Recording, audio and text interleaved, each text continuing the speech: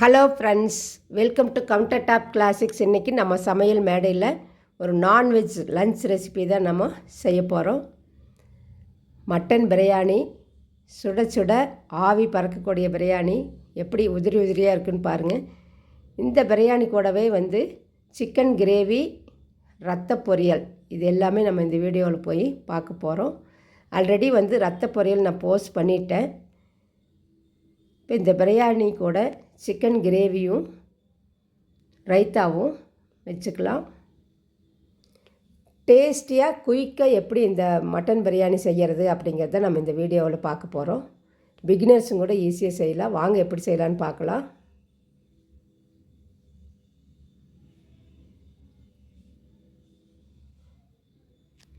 இப்போ 1 kg மட்டனும், chicken 1 kilo, ரத்தம் ஒரு பாக்கெட்டு எவ்வளோன்னு தெரியல, அது வாங்கிட்டு வச்சுருக்குது. அதை சுத்தப்படுத்திக்கு நம்ம எப்பவும் போல் செஞ்சுக்கலாம். இப்போ கிரேவிக்கு மஞ்சத்தூள், உப்பு எல்லாம் போட்டு கழுகியாச்சு. அதே மாதிரி மட்டனும் நல்லா க்ளீன் பண்ணி எடுத்து வச்சாச்சு. பாருங்கள், நல்லா சுத்தமாக இருக்குது.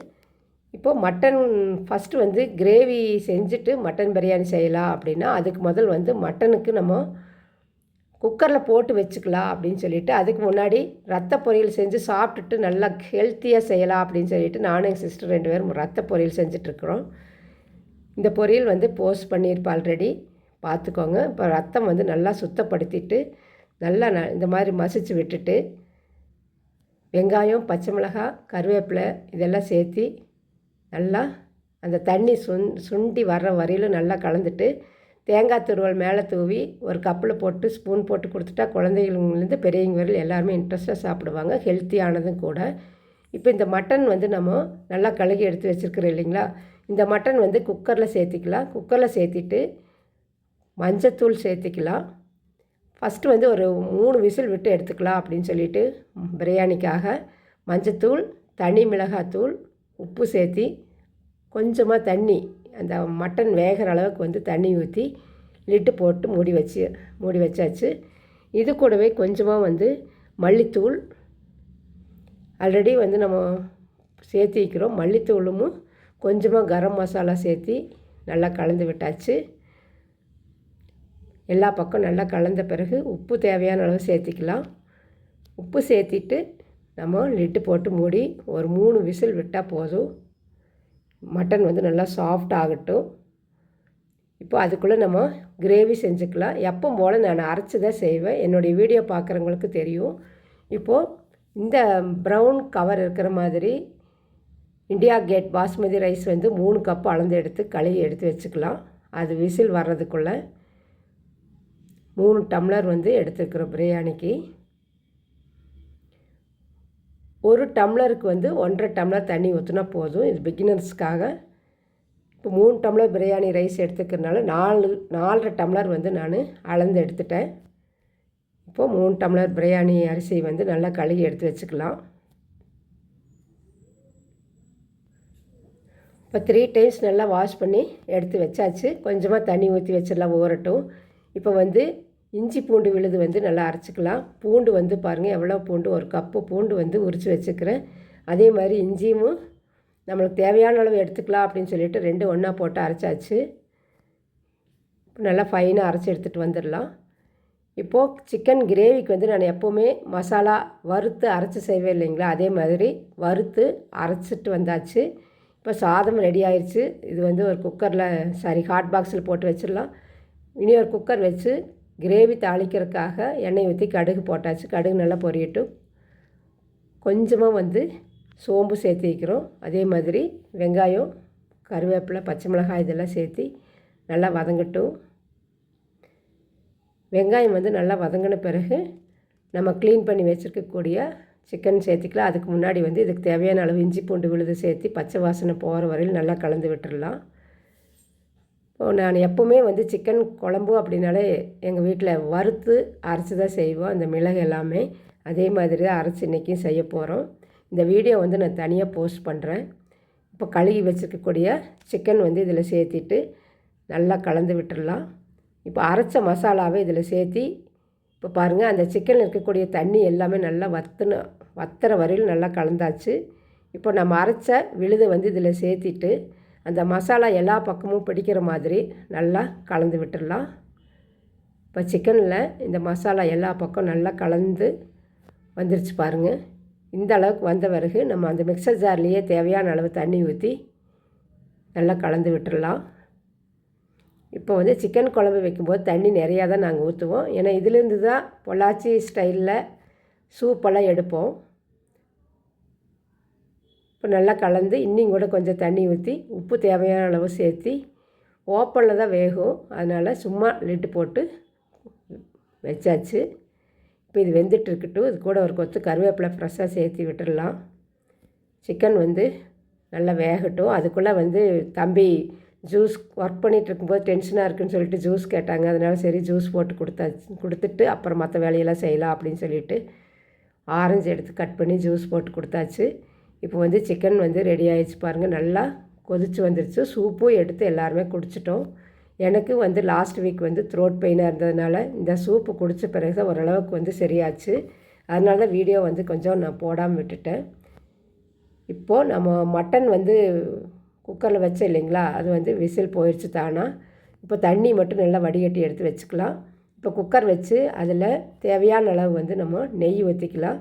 இந்த நெய் வந்து வீட்லேயே ப்ரிப்பேர் பண்ண நெய் தான், அதனால் தாராளமாக ஒரு 3 ஸ்பூன் அல்லது 4 ஸ்பூன் வந்து ஊற்றியாச்சு.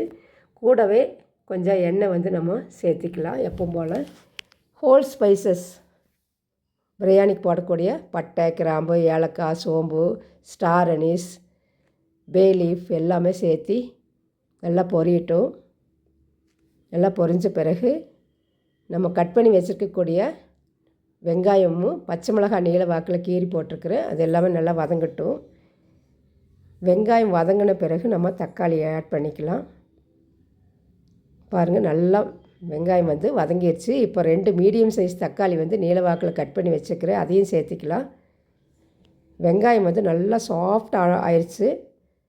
இப்போது நம்ம வந்து இது மட்டன் பிரியாணிக்கு வந்து தேவையான அளவு இஞ்சி பூண்டு விழுது வந்து நம்ம இதில் சேர்த்திக்கலாம். பச்சை வாசனை போகிற வரையில் நல்லா வதக்கி விட்டுடலாம். ஏன்னா சிக்கன் கிரேவிக்கு மட்டன் பிரியாணிக்கு எல்லாம் சேர்த்து அரைச்சாச்சு மொத்தமாக இஞ்சி பூண்டு விழுது. அதனால் எவ்வளோ வேணாலும் நம்ம சேர்த்திக்கலாம். இப்போ இஞ்சி பூண்டுடைய பச்சை வாசனையும் போயிடுச்சு பாருங்கள். நல்லா தொக்கு மாதிரி வதங்கிடுச்சு வெங்காயம் தக்காளி எல்லாமே. இப்போது பிரியாணி மிக்ஸ் வந்து நம்ம 2 சின்ன ஸ்பூனில் 2 ஸ்பூன் போட்டுக்கலாம். கரம் மசாலா ஒரு அரை ஸ்பூன் சேர்த்திட்டு தனி மிளகாத்தூள் வந்து காரத்துக்கு கொஞ்சமாக சேர்த்திக்கலாம். சேர்த்திட்டு இதோடைய பச்சை வாசனை போகிற வரையில் கொஞ்சம் நல்லா வதக்கி விட்டுடலாம் அந்த எண்ணெயிலேயே. இப்போ ஒரு கைப்பிடி அளவு வந்து புதினா இலைகளையும் ஒரு கைப்பிடி அளவு மல்லி இலைகளையும் சேர்த்திக்கலாம். இது ஆல்ரெடி சுத்தப்படுத்தி கட் பண்ணி வச்சுக்கிறேன். இதையும் இந்த மசாலாவிலேயே நல்லா வதக்கிக்கலாம். இப்போ இது கூடவே கட்டி தயிர் வந்து ஒரு ஸ்பூன் சேர்த்திக்கலாம். தயிர் சேர்த்தும்போது அந்த மட்டன் வந்து நல்லா சாஃப்டாக இருக்கும். இதிலே நல்லா கலந்து விட்டுடலாம். இந்த மசாலா கூட தயிர் வந்து நல்லா மிக்ஸ் ஆகிடுச்சு பாருங்கள். இந்த அளவுக்கு மிக்ஸ் ஆன பிறகு நம்ம அந்த மட்டன் ஆல்ரெடி நம்ம குக்கரில் வேக வச்சு வச்சுருந்தோம் இல்லைங்களா, தண்ணி வடிகட்டிட்டு பாருங்கள். தண்ணி இது அந்த மட்டன் ஸ்டாக் அது. இது வந்து மட்டன் இது கூட ஆட் பண்ணி அந்த மசாலா கூடயே நல்லா கலந்து விட்டுடலாம். இந்த மாதிரி நல்லா கலந்து விட்ட பிறகு தண்ணி வந்து நம்ம அளந்து ஊற்றிக்கலாம். இப்போ 3 டம்ளர் பாஸ்மதி ரைஸ் எடுத்துருக்குறோம் இல்லைங்களா, அதனால் 4.5 டம்ளர் வந்து நம்ம தண்ணி அளந்து ஊற்றிக்கலாம். இப்போது அந்த மட்டன் வெந்த தண்ணி வந்து எவ்வளவு இருக்கோ அது ஃபஸ்ட்டு ஊற்றிக்கலாம். 2 டம்ளர் ஊற்றியாச்சு. 3 டம்ளர் மீதி வந்து ஒரு அரை டம்ளர் தான் இருந்துச்சு, அதனால் 1.5 டம்ளர் வந்து நம்ம தண்ணி ஊற்றிட்டோம். 4.5 டம்ளர் ஊற்றியாச்சு. ஊற்றிட்டு இந்த பிரியாணிக்கு தேவையான அளவு வந்து உப்பு சேர்த்திக்கலாம். உப்பு சேர்த்து நல்லா கலந்து விட்டுடலாம். நல்லா கொதிக்கட்டும். இப்போ இந்த ஸ்டேஜில் உப்பு காரமெல்லாம் நல்லா நம்ம பார்த்துக்கலாம். தேவைப்பட்டால் ஒரு லெமன் வந்து ஒரு அரை மூடி வந்து பிழிஞ்சு விட்டுக்கலாம். தயிரும் சேர்த்து வைக்கிறோம், அதனால் லெமன் தேவையில்லை. இப்போ நல்லா கொதி வரட்டும். இப்போ நல்லா கொதிக்க ஆரம்பிச்சிச்சு பாருங்கள். நம்ம கழுவி வச்சுருக்கக்கூடிய ரைஸ் வந்து இதில் ஆட் பண்ணிக்கலாம். ரைஸ் வந்து ஆட் பண்ண பிறகு ஜென்டிலாக நம்ம மிக்ஸ் பண்ணி விட்டுடலாம்.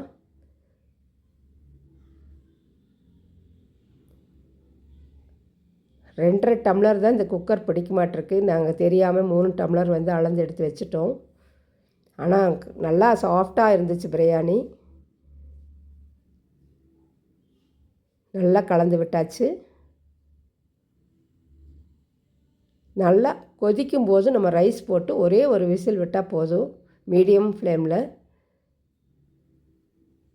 இப்போ நல்லா கொதி வந்த பிறகு நம்ம லிட்டு போட்டு மூடி வச்சுக்கலாம். இந்த மாதிரி குயிக்காக பிகினர்ஸும் கூட ஈஸியாக செய்யலாம். மட்டன் பிரியாணி செய்கிறது வந்து ரொம்ப ஈஸி. லெமன் வந்து கொஞ்சம் ஃபியூ ட்ராப்ஸ் வந்து பிழிஞ்சிக்கலான்னு சொல்லி எங்கள் சிஸ்டர் சொன்னதுனால மறுபடியும் லெமன் கொஞ்சம் பிழிஞ்சாச்சு. இப்போ நல்லா கலந்து விட்டுட்டு லிட்டு போட்டு மூடி வச்சாச்சு. ஒரு விசில் வந்தாலும் கூட போதும் நம்ம மீடியம் ஃப்ளேமில். இப்போ வந்து சிக்கன் கிரேவி ரெடி ஆயிடுச்சு. Mutton biryani ready.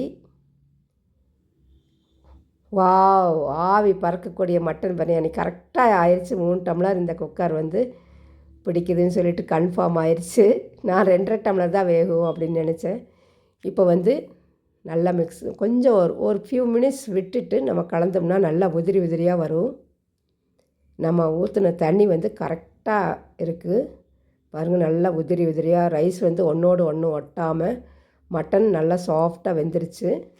இப்போ இந்த மாதிரி செஞ்சு கொடுத்தா குழந்தைங்க வந்து இன்ட்ரெஸ்ட்டாக சாப்பிடுவாங்க.